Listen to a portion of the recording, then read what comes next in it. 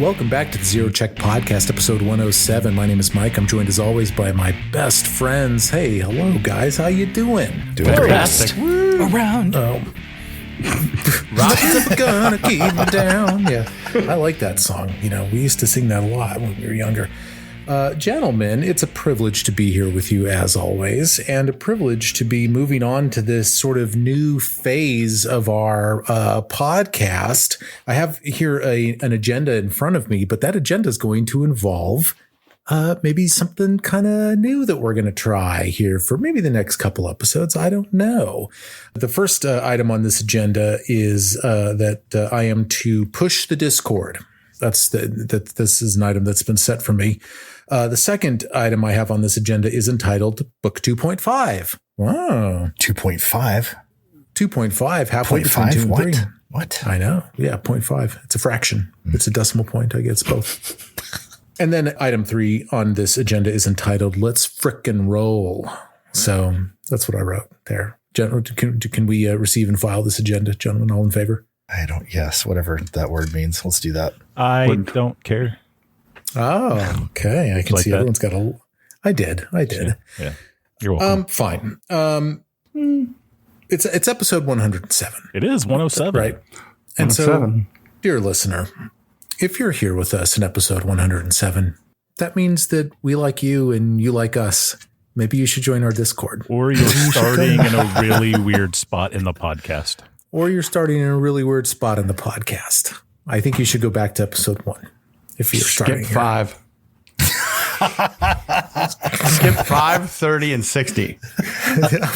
Bill, that's a terrible well, actually, no, that's right. That's not a spoiler. It's not a spoiler. They've already heard if you started at 1. Yeah. It's not a spoiler. Right. No. The link to our Discord is always in our podcast description on any given episode. I think it's also on the YouTube channel, which everybody watches. Right. And what else? I think that's it. So just click it. You'll be sent to, you'll join. And if you're pirating this podcast, like you're wasting a lot of effort because it's free. You don't have to pirate it. It's free. Challenge accepted. We're here for the love of the game. You know, they say you should do what you love and do it for free, right? So that's what we're doing. What? Don't say that. Isn't that what it is? I think so, yeah. You should do what you love and do it for free. I don't think the for free part should be in there. Fine. Let's move on to our next agenda item. Book 2.5. I have sub questions embedded in this item. What is this and how long will it last? Those are the 2 items that That's what you like. Ask your doctor. Is there cream? What is this, Mike? What is this? Book 2.5? Okay, so look, there's a lot of content that we missed in book 2 and 1. Incredible thing about this module is the sheer volume of stuff that there is to do in the Stolen Lands. And there are hexes in which things that were missed. There are quests which were not undertaken. And you guys still took all your time going through. And, we've had discussions on and off the air about the leveling pacing. Had we made sure to cover all this stuff, we'd still be a lower level. I mean, you know what I'm saying? Like we've bypassed content, and it's stuff that is in the companion guide. It's stuff that's in the proper module. And there are some things in the companion guide that need to be fleshed out. You might recall the crowdsourcing thing for the companion guide. It had some stretch goals that weren't reached. And so there are some companions in the companion guide that aren't fleshed out as much as others. I'm not going to tell you who's who. I don't think you guys would know. I've gone into the CRPG though, and I've reminded myself of some of those quests, and they're fantastic. So we're going to maybe look at some of that stuff too, flesh out some companions that aren't fleshed out in the companion guide. So that's what this is. We're going to be undertaking some missions, doing some exploration, and we're going to do this with a new set of heroes that are going to be up and coming, like a B team. We're calling this the B team. We're calling this the B team, right? And you guys have each rolled a character. So I'm pretty thrilled about that. So the second question, how long will this last? As long as we want it to. We're having fun. We may do a couple different adventures, but look, we also know that people that follow us really want to get back to the main 4 guys as well. So we'll be kind of playing it by ear as time goes on, and we're not going to overstay our welcome with book 2.5. Accompanying book 2.5 is going to be a significant time jump in the timeline of the kingdom, though, because the kingdom needs to go up to level 6, and I just don't see a way to rationally do that without a significant time hop. Kingdom's got to be the same level as the player characters. So that's what this is, and that's how long it'll last. Some other basics here. We are going to do the 0 check rule for this B team, and we're going to stick with the crit and fumble cards published by Paizo. We love those. So Yeah, it's fun. I'm excited. Yeah. Pump. Excited. I think we put together a pretty stellar B team. I think it should be fun. yeah. It's going to be a lot of fun. Well, when we put together the A team, if you can find them, you might want to call the A team. When we put together the A team, I specifically, Chris, shaking your head in disapproval at me. That's fine. I can take it. Never mind. When we put together the A team, we made the decision, driven largely by me, that you guys shouldn't coordinate your characters and you shouldn't talk about what you're doing and everything. And then that's how we ended up with 2 primal spellcasters. 2 primal spellcasters with no one knew medicine. Yeah. No one knew how to do medicine, right? And as fun as that was, this time you guys have coordinated. So item number 3, let's frickin' roll. Let's go. do this. Yeah. Let's go. All right, here we go, gentlemen. Shrikehaven. Okay, a year has elapsed since the beast was defeated by King Sertova, General Colmay, Viceroy Groning, and apparently Treasurer Ogjulinus and Tompton. Yeah. And it has been a year full of growth in Shrikehaven. The population of Shrikehaven continues to boom. Droves of people arrive day in and day out, driven largely by a gold and silver rush. Shrikehaven, it turns out, is rich in ore, rich in minerals, and rich in farmable land, rich in forests and resources that can be taken from the land. You guys also run, turns out, a peaceful kingdom. Yes, the time leading up to the beast and its defeat was very hectic for the kingdom. There was a werewolf attack, there was a hag infestation, there was a troll attack, there was this crazy Candlemere Island thing. A bunch of stuff happened all back to back. Conflict with the lizard folk off on the lizard folk island. But in the last 12 months, there's been what Shrikehaven historians will look back on as a great calm, a great peace has fallen over Shrikehaven. King Sertova continues to rule, the populace unaware that he is afflicted with lycanthropy. Viceroy Groning presides over industrialization of the kingdom, linking things up with roads, efficient farming, irrigation. Turns out he's an invaluable asset, especially to the growth of this country. Ogjulinus and Tompton, turns out, knows how to run a bank, knows how to officially make a treasury work, understands how money needs to move around within a kingdom to both serve the population, but also build up a rainy day fund. He knows what he's doing. Turns out it's not that hard for a guy like Og. And of course, Dry Colmay, the general, is seeing, as always, to the defense of the kingdom. And time goes on. And more people are arriving, including 4 new adventurers that will become the subject of a few adventures that we're going to have in Shrikehaven. So, all 4 of you have responded to a call for independent contractors, in need of 4 independent contractors. No benefits, set your own hours, bring your own tools. We're not going to tell you what to do. We're going to give you a goal and see to it. Discretion is a plus. And you sat for an interview or 2, and you maybe met up with someone at a bar and visited with them a little bit, and you seem to have made it through the next level. You receive a note. You are to meet with the warden of the kingdom, Amiri. She's well known. Amiri, you know who she is.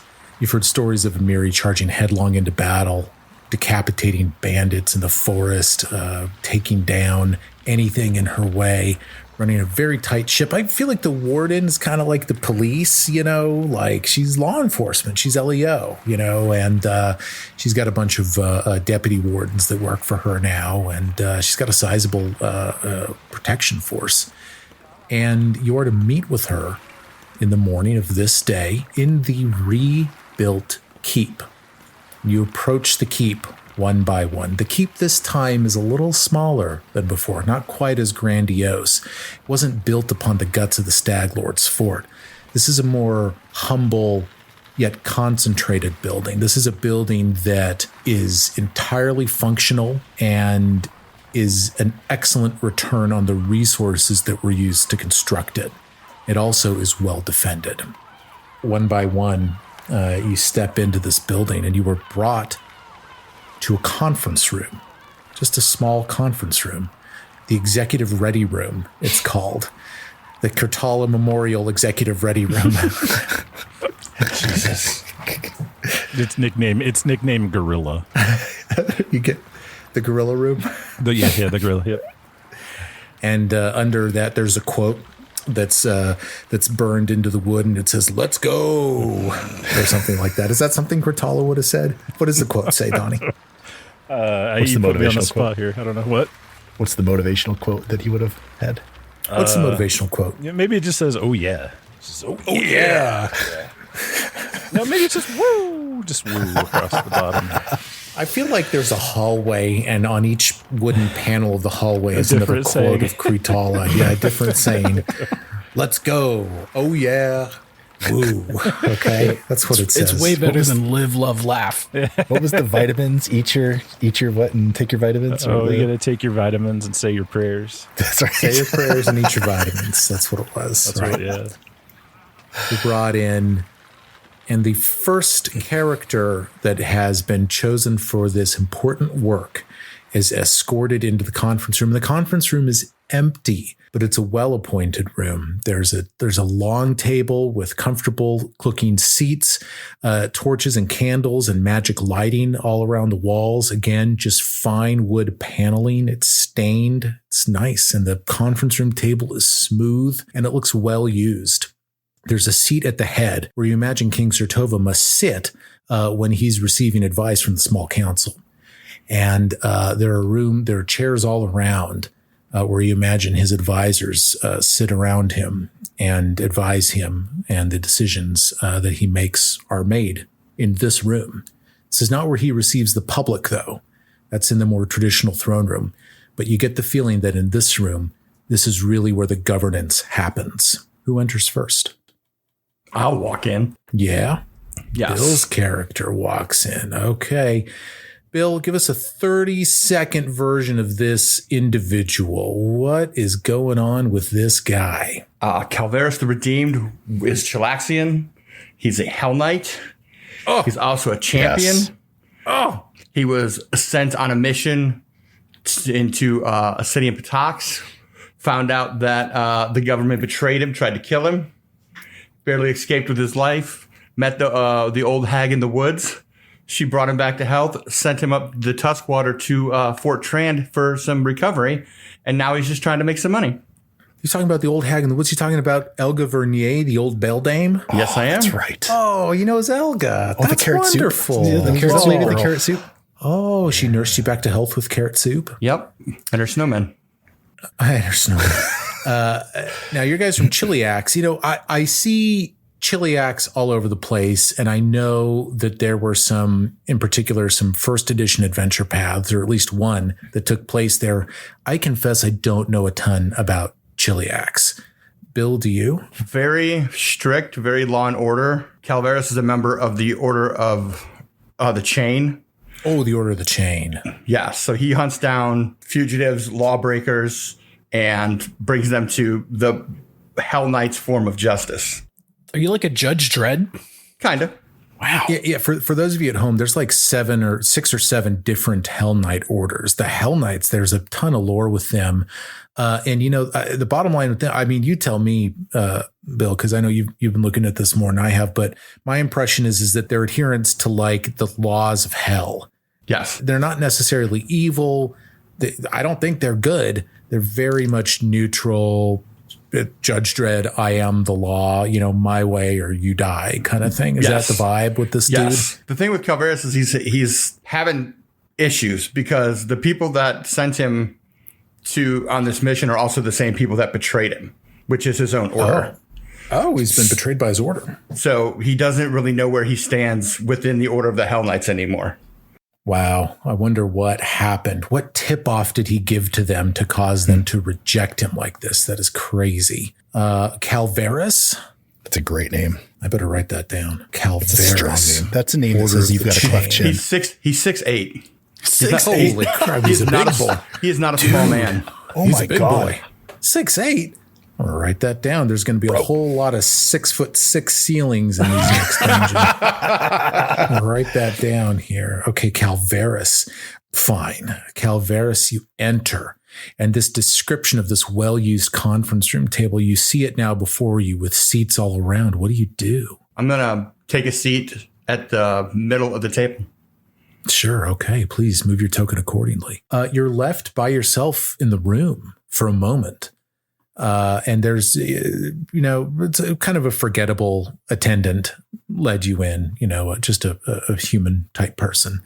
And that person tells you, make yourself at home. Just one moment. He's going to also pull the dagger out of his belt and just kind of have it in his hands in his lap. Sure. Doesn't really know what's going on. He's just been betrayed. Yeah, of course. Now, Calvaris, we've established that you're aware of Amiri. What's his take on Amiri by reputation, as it says? From what he's heard about her in battle, he has a lot of respect for her. So he's heard about the fearlessness and, the not backing down, and he's all in. He likes it. All right. Who's next? Well, let's go with some contrast. So in walks a just barely 3-foot kobold. Oh, Just a tiny little, just a little guy.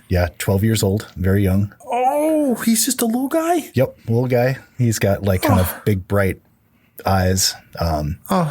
Very small stature. He walks up to straight up to Calvaris and kind of puts out his hand and says, "Noggles, may I?" And he's offering you his hand. Oh, the littlest hand. Little tiny hand. Calvaris is confused. He doesn't know if he should shake his hand or pick him up. But he's going to reach out and he's just going to reach out and say, "My name is Calvaris," and just shake his hand like an adult. And Noggles would like to cast Mind Link if Calvaris is willing. This is kind of like picture Spock, sharing, because Noggles is not a talker. He's not a talker. He likes to communicate different ways. Oh, let him. Oh. How are you going to deny that little face? Oh, come on, look at him. He's adorable. Fine. All right, so what you see Noggles in front of you. You see him casting and using his will against a very large kobold. The larger kobold looks entranced as Noggles approaches him. There's suddenly a quirk in the kobold's lip, and an evil grin appears, quickly followed by a massive backhand, sending Noggles hurtling back across the room. What? Who's being mean to Noggles? I'm sorry, I'm not in this. The larger kobold says, "Little magic tosser's will is still puny, King Tartuk. Wants me to go back to his beatings him?" And then you hear a voice from behind.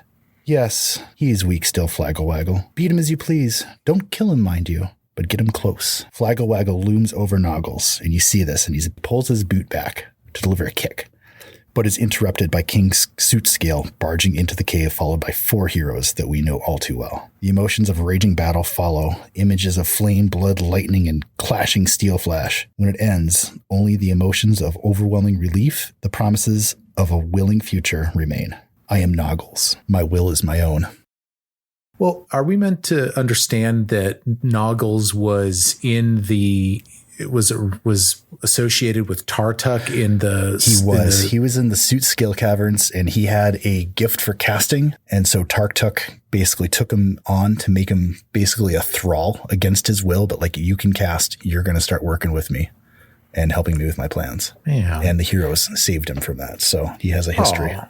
So he was in the room when Tartuk was killed by Sirio, Bashk, Dry, and Mitch. Yes. Just then huddled in a corner or something? Just huddled, crumpled kind of in the corner and saw it all happen. I asked you guys to have a connection to the story a little bit with these. You took that seriously. Yep. Did some homework. That's wonderful. Oh, poor little Noggles. Well, I love him. Can anyone say plot armor? Oh my God. I've never loved a kobold more than I never thought I could love a kobold more than I love Micmac. Now I love Noggles. So Noggles will kind of nod to Colvaris after sharing this experience with him. And this kind of sums up who he is and his path. He's here looking for adventure, and he'll take a Colvaris is going to pat him on the head. And then, Colvaris is sitting down and is still 4 feet taller than him. Yeah. So Now, has Calvaris identified any laws or regulations that Noggles has violated in the last 30 seconds? If so, is he going to kill Noggles? not yet. Okay. All right. All right. Good. Okay. Whew, that's close. Whew. Well, welcome to the game, Noggles. And by the way, they're laws of the Chilaxian. They're not like normal laws. They're laws of the Hell Knights. So people don't know if they're going to violate them or not. Oh, that's great. Wow. That's super handy. Cool. That is a little bit. Now, Calvaris would know that this is against Chilaxian law. and then off you go. Okay. All right. Fine. Wow. Well, where are we going next? Well, I think at this point we'll do another contrast, and not to make this a contest, but about a 6'11" orc now walks into the room. These are giants. And I'm sorry. Did you say 6'11"? 6'11". Fuck? 6'11" orc walks into the room, and what you notice about him, obviously battle worn. You'd say he's early 30s. He's wearing half plate armor. He's been through some battles. You can tell his head's bare. He's bald. But what you notice on what's uncovered is a lot of like faded scars and tattoos. And as you look a little bit closer, what you notice is some of those look like marks of Lamashtu all over that you would associate with them. But now you can see where there's like scars and tattoos, almost like a cover up of those symbols with marks of Saren Ray. And he's wearing a Saren Ray holy symbol. You can tell he's a war priest of Saren Ray is what he is. Fuck yeah. And so you can, and then around his eyes, he's got scars where you can see there's cuts there. And yeah, he's seen some shit. Yeah. And he's like I said, this hulking figure comes walking in and kind of looks at the table and nods at both of you. Maybe gives the champion an extra look, trying to decide who's he a champion of. And from a backstory perspective, if you don't mind, just a short snippet. His name is Verlos Orlog. Verlos Orlog. Orlos, yeah, Verlos Oorlog. Verlos Orlog. So he greets you, welcome, hello, introduces himself. But if we do a quick flashback, what we learn is recently Verlos has been haunted by fragmented visions, fleeting flashes, as if watching a film reel that skipped showing most of the frames. Glimpses of a priest of Saren Ray in dire peril, a sacred scimitar falling from grasp, a tarnished holy symbol, a blood-soaked spell book lying open. More images flicker by, a raised platform with a group of heroes so far away it would be comical to ever expect them to be able to intervene. Oh, I know what this is. The peculiar side of a bear donning a top hat. Finally, all-consuming darkness. Then a whisper, as if coming from another plane. Tristan, the stolen lands. And so he's been, there's some backstory here. We won't get into it, but he's devoted his life as a war priest to Saren Ray, and he's had these visions that's drawn him here. He needs to understand what's happened. And he, once he got here, I think he's learned of some of the run-ins with Lamashtu, and that's a big problem for him. So he's willing to stick around and find ways to help deal with that problem. Should it show its head? Wow. Amazing. I can't help but feel like I was attacked a little bit during that, but that's okay. So is Tristan. Tristan. Yeah. My gosh, Tristan in the 20s. Yes, I put him a little too far away. And that's definitely the reason why it wasn't your inaction party that caused that. It wasn't your inaction. It was my scenario. I understand. I love that. Okay. So he's So Verlos looks like he's kind of tatted up Lamashtu style, and now he's had that stuff overwritten with Saren Ray. It's a mix of imagery. scars and tattoos, and yeah. So again, backstory wise, his heritage is Hold Scarred Orc. So you're part of an orc community that participates in ritual scarification or tattooing. Oh. And so this is part of that in the backstory. Oh, he's an orc. He's an orc. Yeah. He's Oh my God. Okay. He's an orc. big. He's a big. That makes all right. Yeah, there's no. This dude is not a half orc. No. This is an orc. And there's no mistake. Yeah, he is. He walks in and you're like, that's shit. an orc. Yeah. That's awesome. Man. And he greets you and nods, and he's willing to talk, but he understands what's to happen here, and he's going to await instructions. Wow. The attendant leaves once more. Oh, I think he's around here somewhere. And off she goes. Another man is let in, and there's a guy. He comes in. He's wearing a suit of armor. He's got a long sword. And you just can't help but notice the guy's chin. It's Keston Garrus being led into the executive ready room. And he's like, well, hello. Oh, may I introduce myself? My name's Keston Garrus. It's nice to meet you all. Oh my, you're very adorable, and you're tall. And wait, are you a Hell Knight? What the fuck is going on here? Oh, I'm sorry. That was very rude. Pleased to meet you guys. It's nice to make your acquaintance. I've been really wanting to get back on the team, and I guess this is how I'm going to do it. Noggles recoils, and just the hideous disfigured face of Keston just scares him. Right, because he got slugged by the Stag Lord. Messed up. Oh, well, yeah, no, here I am. It's me, Keston Garrus. Remember me? I guess no one here would remember me. No, I have no idea who you are. Verlos will greet Keston somewhat, not heartily, but he greets you with a mode of respect. At least. Well, it's nice to meet Greetings. you, Verlos. Yes, yo, good. Oh, jeez, did that hurt? Looking at your tattoos, your scars. Oh, goodness. Calvaris is looking at Keston, like looking at his armor, because like he can see the orc's armor's beat up. He's scarred. He knows that he's actually been in a fight. So he's looking at Keston like is his armor super polished? Is it real clean? Does it not make any noise when he walks? Yeah, it's pretty Like, good. The Yeah, leather's it's oiled. Like, yeah, for sure. He cares about appearances. Yeah. Verlos does say that they may have hurt, but it is, after all, you are the scars that shape you. As his reply to Keston, if these hurt. Keston Garrus goes, "Oh, check this out." Well, and he pulls his he pulls his, he unbuckles his breastplate, pulls it down. He's like, "This is where the Stag Lord slugged me up at Oleg's trade post. Worst moment of my life. And look, my chin. It tilts to the left." Yeah, it does. Like I would imagine, like it's comically tilted to the left. He just feels the need to point that out.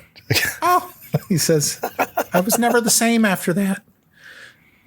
And Chris, your character hears, "I was never the same after that," as you are led down the hall. The last man is led in. He's like 7'8". What? I mean, Chris, your character's 7'2". No, I'm a totally average looking human here. And I guess I'm a little shorter than average, but I don't know in Galarian if people are, back in our time, people were shorter, a while ago. So yeah, I'm about 5'6", 110, soaking wet. Pretty small, average looking dude. And what's interesting is if there were more belt buckles or straps or pockets or things to hold stuff that you could wear, I don't think this guy would just topple him over. Yeah, I mean, because he's got a potion belt, this kind of scroll bandolier looking thing, pockets full of alchemical ingredients, all kind of stuff just all over him. And he walks in and he looks around at the table, and the first thing he says is, "Where are the name cards? I don't see the name cards." And then he comes up to the table and pulls out his writing kit and starts asking, who everyone's name is. And he's like, I'm Cormac O'Cannon. And so he writes his name on a card and sets it right in front of him. And then he does the same for everyone here at the table. Oh, I like Cormac O'Cannon. That's nice. He wants everyone to know each other. Oh, Does he write name cards for all of us, or do we have to Yes. write them out ourselves, fill them out ourselves? No, he writes them out. He wants to make Thank sure you. that They're readable. They're readable and that they're all uniform and looking the same. do we need to sit in alphabetical order for him? Does that make him feel better?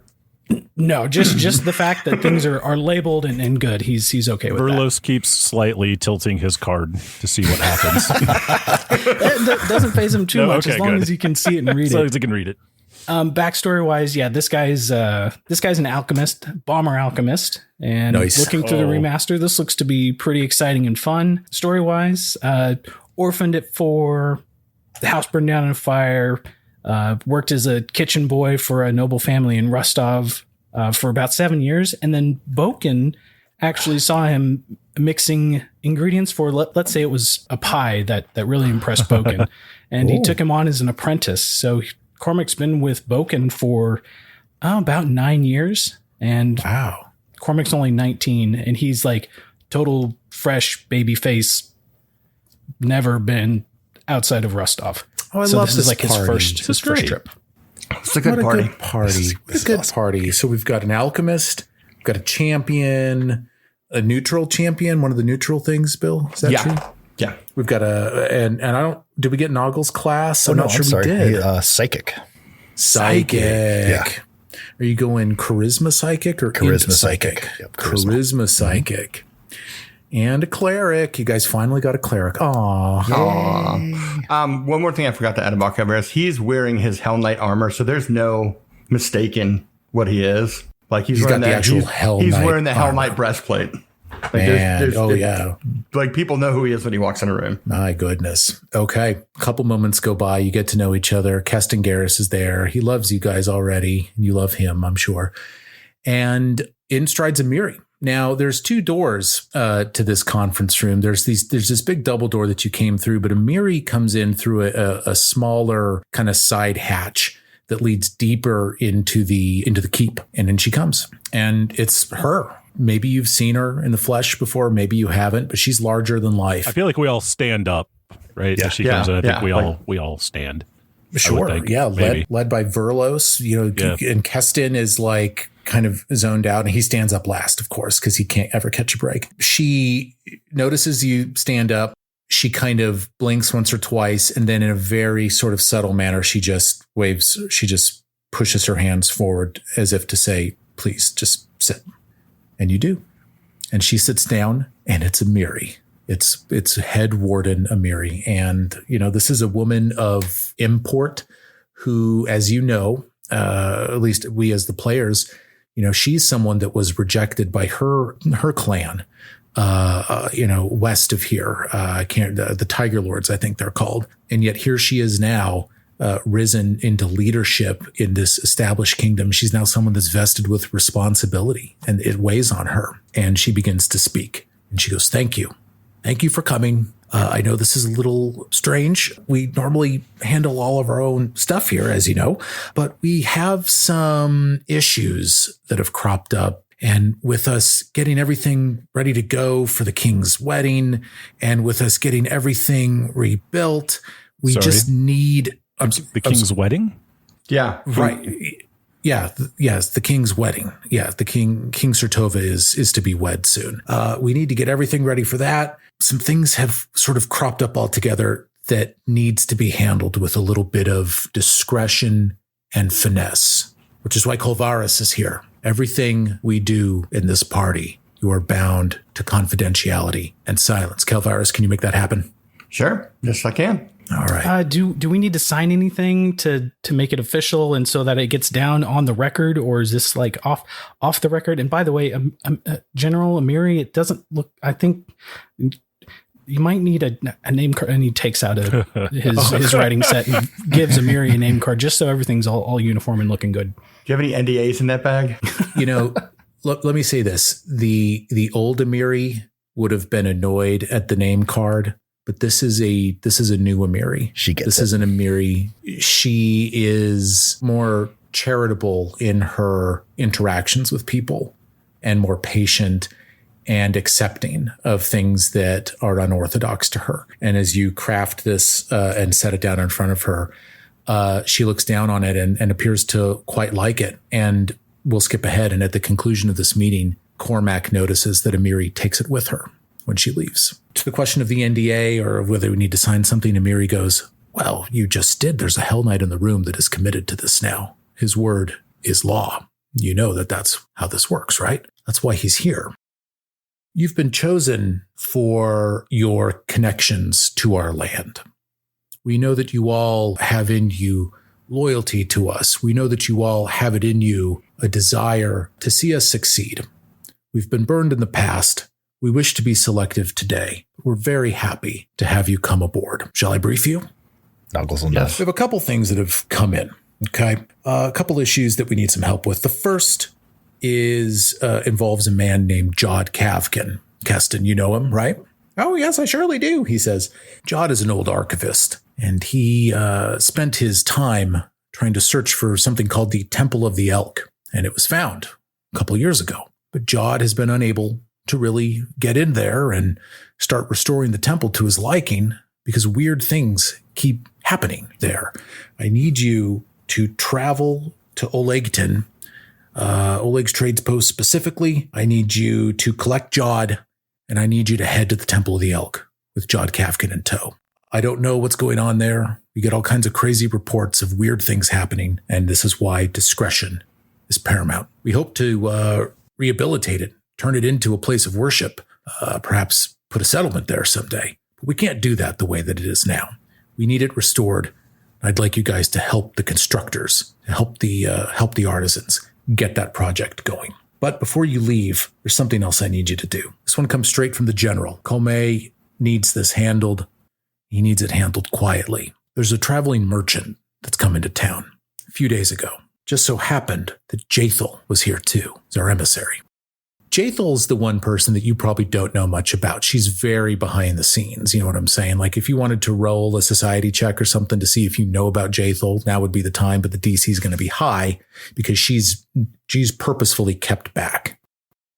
Jathel saw in his wares a dagger that she used to own. The whole thing seems very strange to me. I don't understand quite the import behind this, but we need this handled very quietly. Colme's asked me to ask you to go to that merchant, buy that dagger, and if you can, figure out where he got it.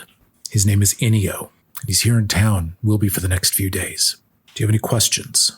Cormac asked, do you have a map of the town? I know it's growing, and I've never been here, and I just, if you could point out on the map specifically where Inio is so that we know where to go. Yeah, he's in the merchant's quarter right over here. And there's a bit of a bazaar that has opened up near some parkland that would remind us today of like a Saturday farmer's market or something. There's sort of this capitalistic beating heart near the center of town that has cropped up over the last year. He's there. He's got a portable stand. Do we know anything about the vendor? Any background? Any associations that we should be concerned about? No, we don't have any intel on Inio. We tried. Couldn't find out anything about him. It's part of why this is so perplexing to us. But obviously, none of us can approach him. You guys can. Noggles will take out his coin purse and kind of hold it up. It's like, how are we supposed to pay for the dagger? Oh, right, she says. Calvados would be like, I have money. No, don't use your own. Here. She, almost as an afterthought, she pulls out a bag. There's about 120 gold pieces in. It's your per diem. Honestly, we're rich. Day one, they're bringing us into some high level shit. We have an expense account. Right. Like this is a good gig. Like Did anybody clear that through Og, by the way? Because I don't want him following me around the city. Og, Julian, she's like, yes, the treasurer has requisitioned these funds for you. It's all above board.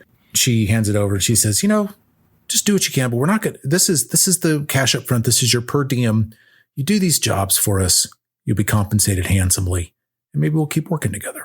As a character, I would say give that to Noggles. As a player, do not give that to Noggles. Noggles' little baby kobold hands reach for it. So cute. Calvados will grab it and then toss it to the battle cleric. Nice. All right. I shall keep this safe. I just want to see Noggles try to take it from him.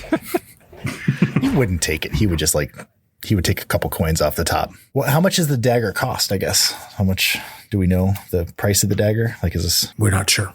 All right. And kind of while this is going on, Cormac's going to try to do that society check on Jathel just to see if he's ever heard of her before. Smart. Oh, 17 plus 9, 26. Whoa. Yes. Yeah. So you've heard rumors that the emissary of Shrikehaven is Jathel. And Jathel she's a mononym, right? There's not like a last name. You know Jathel to be an elf. You know Jathel to be an ancient elf, very, very old. And you know that Jathel was thought to be dead. We, the players, know that Jathel is now undead. Cormac doesn't know this. But what Cormac knows is that Jathel was thought to be dead, murdered in the country of Keonan. And Keonan is miles and miles southwest of the Stolen Lands. It's on the same continent, but there's even other countries in between. It would take weeks and weeks and weeks to journey there on foot. But Keonan is a reclusive nation of elves that's inhabited by elves that left Galarian in Elfgates before Earthfall, and then returned to Galarian after the dust settled through those same Elfgates. And, they go to Castrovel. That's where they went. They escaped to Castrovel before Earthfall. They've returned. They have this nation of Keonan, and Jathel to be Keonan. And you know that Jathel is, how to put this? Scary as fuck. She's been scary. She's scary as fuck. She's like our Scary John as Wick. fuck. Yeah. Yeah. Scary as fuck. And some people would say she looks weird. What? Wasn't that Who like says episode? that? Wasn't that the Deuces like, ma'am, you look weird? Or like the first you look sentence he said. cold. He also touched her. cold. Yeah, That's you right. look cold. Yeah, the Deuce touched Jathel's hands. Yes. You look clammy. Man. Yeah, she felt a little clammy. Yeah. Dude, you got to shoot your shot.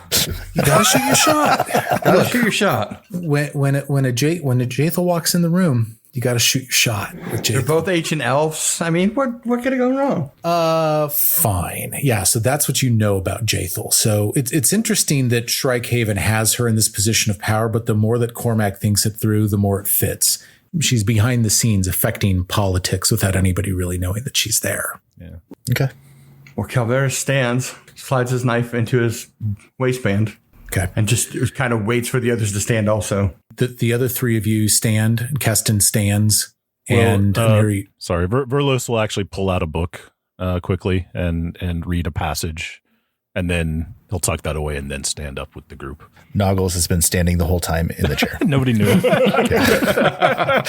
So you guys all begin to file out of the room, and Amiri says, Calveris, I'll see you separately for a moment. Stay in the room. And she looks at the four others, and she says, I need the room for a moment. The door closes, and she says, I don't know a lot about Hell Knights, but I know that your word is law to you. What I need you to do is keep these others in check. I need confidentiality with them, but I don't want you to straight up kill them, okay? If something weird happens, just knock them out, bring them back to me. Here in Shrikehaven, we don't kill on sight. Do you understand? Yes. It's been a year. I want to talk to Dry. A lot's changed. Jesus. Yeah. Yes. He'll just nod and be like, yes, ma'am. All right, good. I like how you pull me aside and tell me not to kill anybody. You're like, you, come here. with the Hell Knight breastplate. Well, but she knows how you operate. She knows you've got a code. Yeah. She feels the need. She feels like she can trust you with this stuff, and she can trust you to kind of keep the others in line. But she also feels the need to insert some instruction in so that things go down the way she wants it to go down. And she goes, good. There are people that are questioning the decision to bring you in on this, but I think it's going to be great. Okay, now get out of here. Yes, ma'am. We'll not let you down. I like that Amiri is our handler. This is awesome. We're like she a great? special ops team, basically. The most violent person in the group is our handler. I mean, I'm okay with it. Well, yeah, I mean, there's some hypocrisy here, but she's the warden now. She's grown and changed, and I don't know. I think it's fun. I'm excited. I'm geeking out a little bit. I mean, it's awesome. Like being Yes. Yeah. So so she stands up, she shakes your hand. She didn't do with anyone else, but it's kind of a one-on-one vibe, right? So she did it, and she turns and leaves. She says, good luck.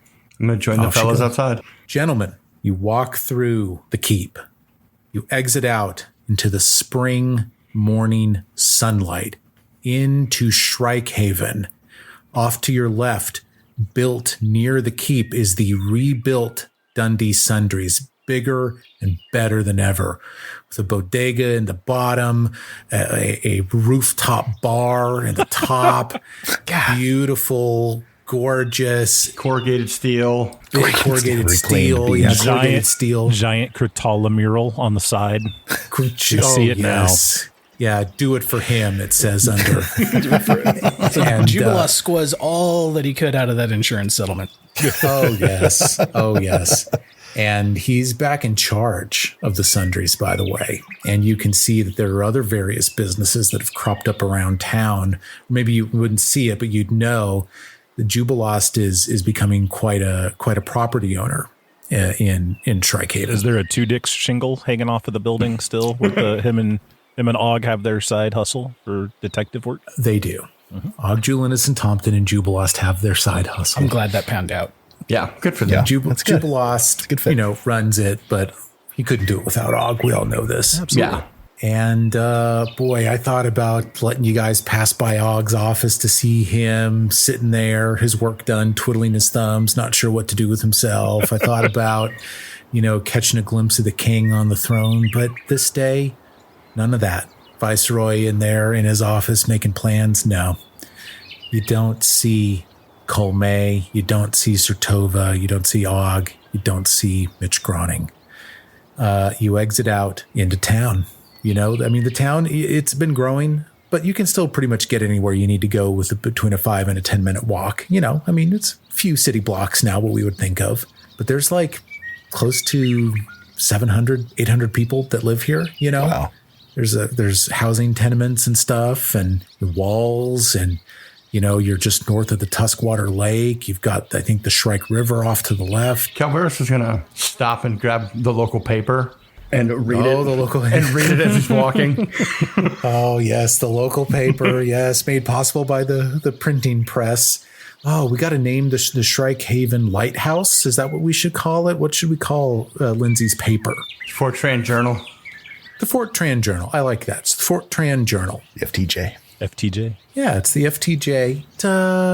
You don't see too much of import. There's some census efforts that have been made. You read about the king's upcoming nuptials. Everyone's very happy about it, but there are some people that are like, what? Then that happens. There's an advice column. I wanted to marry the king. What do I do now? And there's, I don't know what to do. There's stuff like that. And you get down to the back end of the paper, and there is a column about the efforts to get the Temple of the Elk restored. And there are strange apparitions. There are strange events, unexplained events happening at the Temple of the Elk. Weird things, unexplainable, very strange. And it's stymieing the work. And the government has been kind of tight-lipped about it. But people have been encouraged not to go there for now. And you learn through context that the Temple of the Elk, well, that's a monument to Aristal, and that followers of Aristal, like Jod Kavkin, want a pilgrimage there. But the government has said, don't go right now. We're getting it restored. We're getting it fixed. But don't go. It's not safe. That's what you learn from the paper as you're walking. Okay. Well, let's head to the merchants area. So you said that's kind of at the center of town? Yeah, it's easy for you to find it and get there. And, oh, my God, there's healthy trade happening, okay? Not just silver and gold, but the government is able to trade for other things, for spices, for cloth, for clothing, for textiles, for dried food that's exotic to the land. There is trade that's occurring in Fort Trand. Cormac, you've got some contextual knowledge of Restov. The offerings are not dissimilar from what you might find in a metropolitan area in Brevoy. Sweet. Culturally, Fort Trand is beginning to rival some other places. Well, maybe not rival them, but despite being so small, it seems like there's a healthy economy here driven by the ore trade that you are able to do. So you guys are kicking ass is what I'm trying to tell you. That's the government is doing great. And it's this calm period that's allowing it. It's the fact that Fort Trand has had a year of peace through which to grow. It's great. Cree Tower is growing. The Isle of the Lizard Folk has been integrated into the kingdom. The governor has been installed there alongside King Veskit, or maybe King Veskit's the governor. I haven't really thought it through. Snickerdoodle Caverns are doing great. And Oleg's trade post has become a town called Olegton, or Olegton, depending on, people can't agree on where to put the emphasis. But there's a little city there as well. And that's what's going on there. So I guess I just kind of info dumped to you guys a lot, but it's just been stuff that's been on my mind over this last year. But you get to the trade area, and it doesn't take you long, based on Amiri's instructions, to locate Inio and his little place. So yeah, Cormac's just kind of leading his, he's got a cart pulled by a donkey, and he's just kind of leading it through, visiting each stall and stocking up on like different ingredients that he doesn't have or needs to replenish. So this is like, oh yeah, his name's Duncan. Duncan the donkey. That's Duncan amazing. Duncan the donkey. Oh, But yeah, just picture like just a cart, not overloaded, but just full of supplies, basically. Ooh, I can't wait to put that donkey into jeopardy. Oh, And I can do it. we also have a pavilion tent, that's a very, very large tent, and we got cauldrons and all kinds of stuff in there. Oh my gosh, Wow. set up. My goodness. All right, so the donkey pulled cart is heading up the aisle, and you're getting pretty close to Enio's tent. Enio is sort of a jolly looking man. He wears kind of stereotypical merchant's clothing. He's got a big red beard and kind of a red faux hawk with a receding hairline coming up the sides. And as he turns his head to confer with a potential customer, you notice he's got the hair coming off the back too. He's got a sunroof that's opening up, and he's just trying desperately to not have to acknowledge the sunroof, but he's got a sunroof. You know what I'm saying? And he's wearing nice clothing. He looks to be successful, but he's traveling. He doesn't have a stall here that's permanent.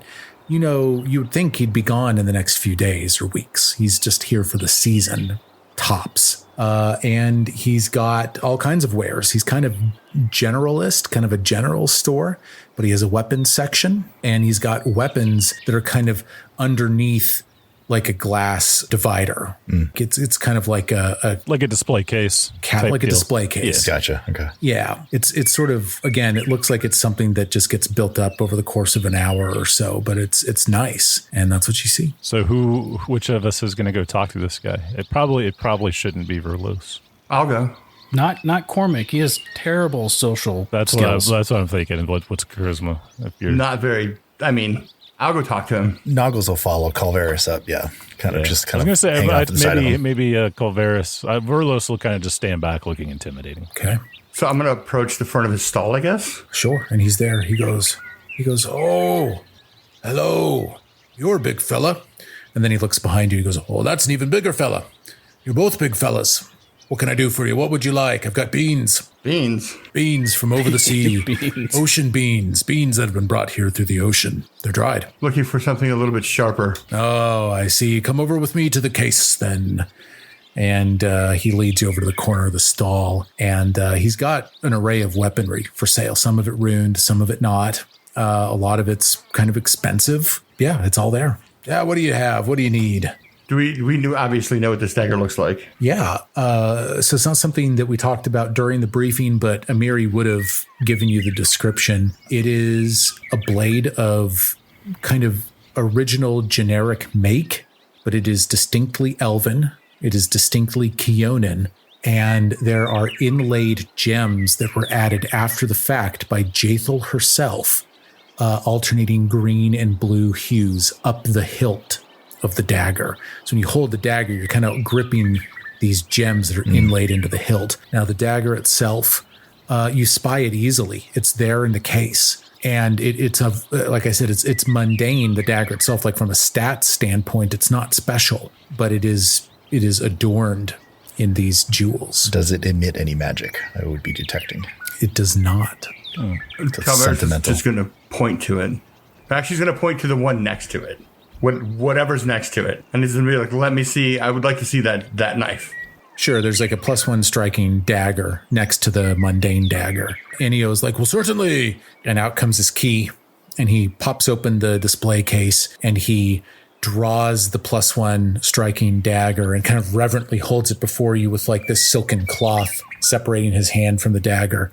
And he like places it on the cuff of his coat. And he says, please, wave it around. He waves it around. That's what he does. Jesus. Sorry, what was it? What kind of metal was it? Both daggers are regular steel. Okay, all right. Common steel, yeah. Calveris is going to pick it up and look at it. Okay. And then he's going to ask how much. Oh, I could let it go for 150, probably. It's a nice make. Good. Noggles just kind of laughs out loud. Calveris is going to look at him and be like, I'm a poor knight, sir. I can't afford 150 gold. Nor should you pay Well, that. I think you're kind. You're bankrolled by your order, I would think. Come on. You can afford this. If not, then that's fine. I can place it back in the case. And he moves his hand to take the dagger back from you. Calveris is going to hand it to him. He'll first, but he's going to stare at him intimidatingly. Ooh, roll an intimidation check. Let's do this. Let's roll a dice. 22. Yeah. He drops the attitude. And he's like, oh, of course. And then I'm going to point to Jathel's knife and I'll be like, can I see that one? Ah, it's pretty, isn't it? Of course. He hands it to you. I'm going to look it over and I'm going to turn around. I'm going to show it to Noggles. I'm going to be like, would you like this one? Oh, I'm sorry. You're buying a dagger for your little boy? Oh. Personal shopper. For the right price. And I'm going to turn around. I'm going to look and be like, how much for this one? Oh, well, it's a nice make. It's not ruined, but it's old. How did you come across it? Oh, well, I'm a trader. I got it from another man, and he told me that he found it near a gigantic sycamore tree sticking out of the neck of a boar. He simply took it from the boar, brought it here, sold it to me. I need to make 10% on it, so I'll need 55 gold pieces from you. Noggles laughs again. He says, shopkeep. This What? man is a hell knight. He does not have a sense of humor. I understand, but I need to make a profit now, don't I? Now, look. 20 gold. All right, but I'll be losing money on it. It's got jewels in it that are precious. I can't let it go for any more than, what did I say before? 55? I'll take it down to 50. Okay, I'll make a 10% profit if I let it go for 50. All I have is 40. Oh, all right. I'll make a 10% profit if I let it go for 45. This guy's got fuzzy math. Yes, he does. Well, if we can't make a deal, then we can't make a deal. And he reaches for Calvert the still has a dagger. knife in his hand, right? He's going to go 45 it is, and he's going to hand it to Noggles. Oh, you see, your adoptive father sees reason. Just trying to get it. Can anybody roll any kind of check to see if that dude's full of shit about the sycamore tree? Like a perception? Like I can roll a perception. Yeah, you want to sense some I motive on want to this guy? sense motive. I think Noggles will as well. It's a 22 perception. Okay. Cormac's Noggles. just too enamored with all the other stalls to be paying much attention He's to not this. even with us. Him and the donkey have wandered off. All right. What did Verlos get? 22. Oh, what did Noggles get? I don't really want to talk about it. Oh, Jesus. Oh my God. The dice curse can follow the remains. character. Yeah, that's a natural one. So we're not going to. So Verlos, this Inio guy, seems happy to be rid of the dagger, maybe even a tinge of relief. He let it go. This guy is a bargainer by trade. And it seems to you that he put on a little bit of a show with his bargaining. You guys talked him down and everything. That dagger, with how old it is and with the inlaid aquamarine and paradots in it or whatever, it's probably it's worth money. This isn't really a weapon. I mean, it's a weapon. It can be used as a weapon, but its value isn't as a weapon. Its value is as a piece of almost like jewelry. Like It this is belongs in a something museum. Yeah. right. This is something that belongs on the hilt of somebody. This is a ceremonial dagger, right? Thank you. Yeah. And knowing that it was Jathel's, and knowing, I don't know if you guys, the players know that she was kind of like a cult leader at some point. Like she would have bling like this, right, as a cult leader. Now, you guys, the heroes in the game, maybe don't know that about Jathel, but what I'm trying to tell you is that Inio let it go for a pretty good price and also didn't seem to really be bargaining that hard with these guys, So I think Verlos would kind of lean in and tell Inio that I think we've both gotten what we wanted from this deal. I would suggest you keep the details of it to yourself. And while I would not suggest who you can and can't sell your wares to. I would suggest Lamashtu Worshipper's money shouldn't be good here, and he'll leave it at that. He kind of finger guns you. He's like, I got it. Yeah, I see where you're coming from. He's just looking up. All he can see is the bottom of your chin. You're gigantic. He looks around. He's like, well, time for lunch. And he pulls a cord on his like display, and the little curtains just all come down. Comically, and, just cuts off in front of everybody. Yeah. And Ennio descends into the back of his tent, and he seems to have gone on lunch. And Noggles holds in his hand, or maybe it's Calvaris, Jathel's dagger. It's there. And you have it. Does Cormac have a good way to store a bunch of stuff? Can he be our pack rat? Yeah, I've got Spot in the cart. Let's see. I've got a chest. It's not locked, but it's like a chest. I mean, that's fine. We're just going straight back to. Yeah, Noggles will put it in the chest. We're going to go find a Mary. Calvaris is going to stop at a food stand and grab a hog leg because he's starving. Nice. Is there any of that? Because he's always hungry because he's huge. That moon radish pie from. Oh yeah, moon radish. From Oleg's. Oh, there's a whole there's Svetlana brand. Auntie Svetlana's moon radish pie, is there. There's like a franchise moon radishes. Tubby's making some growly growls. Yeah, some McMoon radishes. Yeah, and Noggles, you'd know all about Micmac. He's a folk hero to the Snickerdoodle, So yeah, some McMoon radishes and stuff like that. And you guys enjoy a little bit here in this sort of center of business. I say we head back and find Amiri. Yeah, let's turn this dagger in. And it's not been very long. You're probably able to catch Amiri in her office. And she's got like a work chamber, and she sits behind a desk, and she's like reading a ledger, and she's like fucking bored. She's like reading it and rereading it, kind of skimming through stuff and reports and things, and Shrikehaven flag up on the wall behind her. And Portrait of King Sirio up on the wall, smiling, like with the Portrait of King Sirio up on the wall. This. Yeah. And it's pretty bitchin' office. There's a couch to sit on, and you present it to her, I assume. Is that true? Yeah. Yeah. This is good. Easy.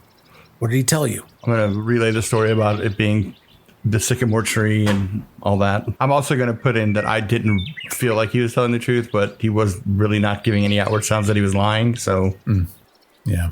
Oh, and Cormac pops in no violence either. All we had to do was buy it. Yeah. She says, very good. He wasn't really good at math. No, he wasn't. I'm not surprised he wanted to let it go. I wonder if he knows what it is. And she goes, check his story. Why don't you head out to the old sycamore? See how it's doing. See if you can find the corpse that he says it was taken from. A boar's corpse. Go see if the story checks out. Okay. Check mark that. Follow-up quest had to sycamore. Got it. I'm writing these down this time. Yeah. You are. Oh, we're back to taking notes. We're doing so good. All right, gentlemen. You ready yourselves maybe for a journey of a few days? Let's look at the Stolen Lands map. I don't think we've outwardly stated this yet to the folks at home, but these characters are 3rd level right now. So journeying in the Tuskwater and the Rossland hinterlands maybe will be pretty easy for you guys all the same, but maybe we'll have ourselves a little journey next time. Fellas, I'm having such a good time with this. Thank you for taking me down this road into book 2.5. One of my favorite games ever we just played. I will see you guys in episode 108. Thanks, guys. Good job, fellas.